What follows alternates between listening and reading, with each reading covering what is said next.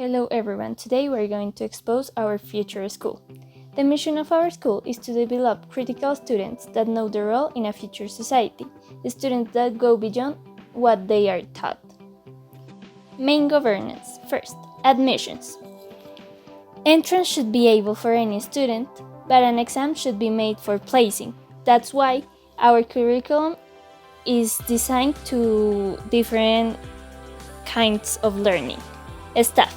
The school staff should have a board in charge of all the decisions and should have a very broad supporting staff that includes psychologists, speech therapists, a nurse, secretaries, a librarian, and other administrative positions. Role of parents. Parents are not expected to be fully committed to children's education, but parents who are willing to are welcome. For that reason, special activities for parents will be available. Role of community. The students will be in constant relationship with their surroundings through collaborative projects. Financing. The school will be funded by public spending.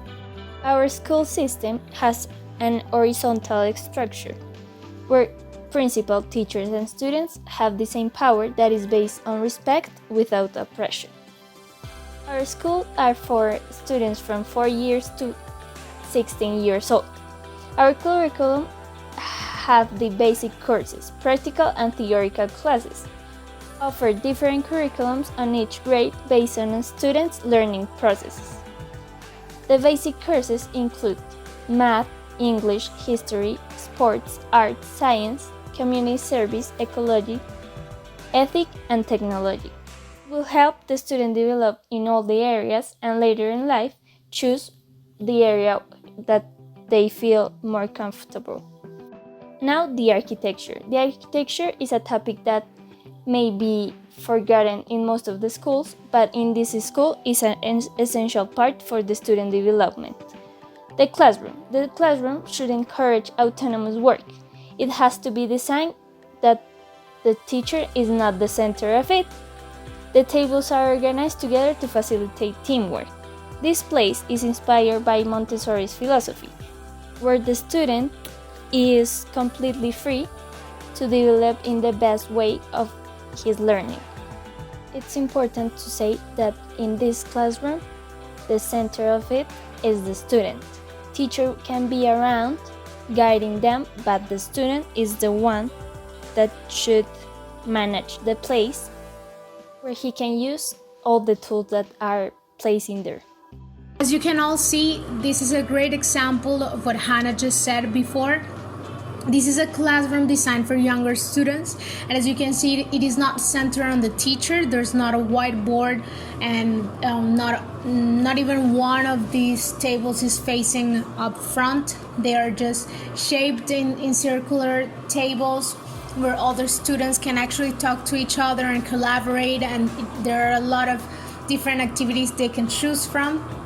If we see this next image, we can see how for older students there's the same arrangement, but now they can actually collaborate through the use of technology, but at the same time having to work in team among each other to get to a result. Now they do have a whiteboard at this point, because there are certain things they have to learn that way, but they're not facing up front. It's just one part of the whole design of the classroom.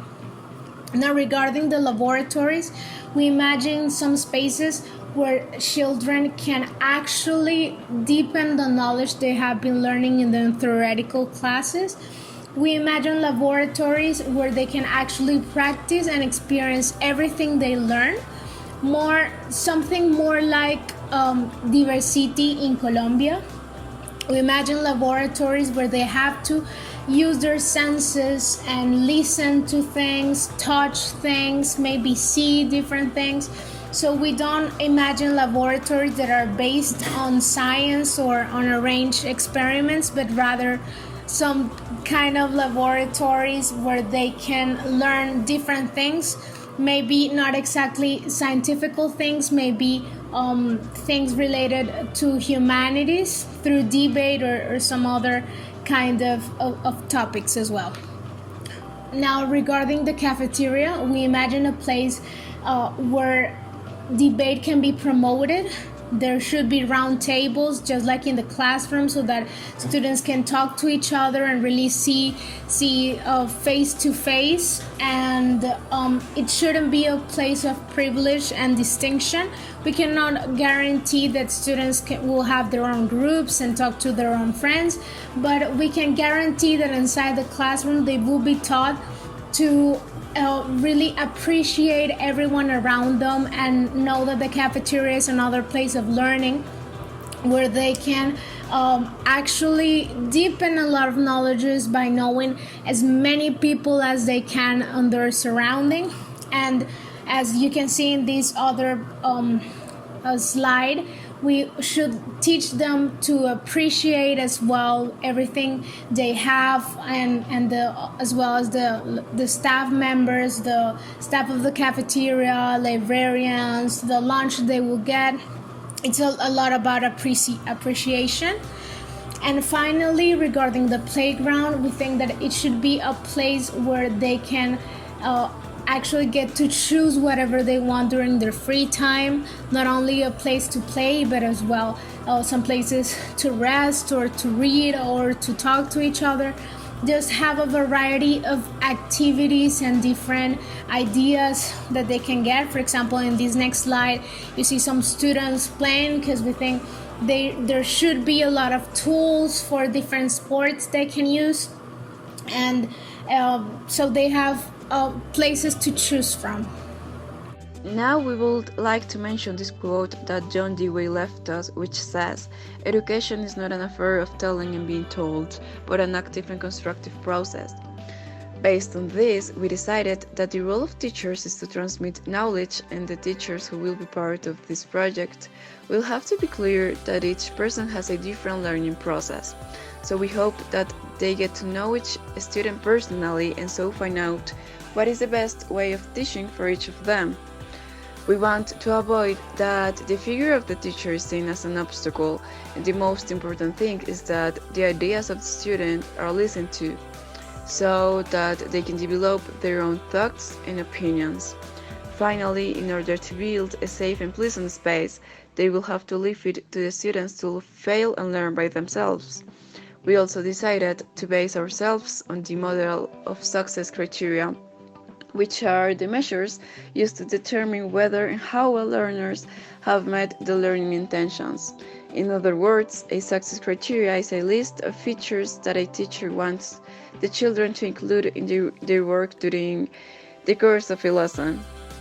It is a really good way of making children aware of what is expected of them and can also encourage them to extend themselves during the course of the lesson. That is why we want to have numerical grades, because for some students it can be frustrating sometimes, and we hope to keep children motivated so they will pass classes by completing competences, and in this way we will making sure that they are actually learning.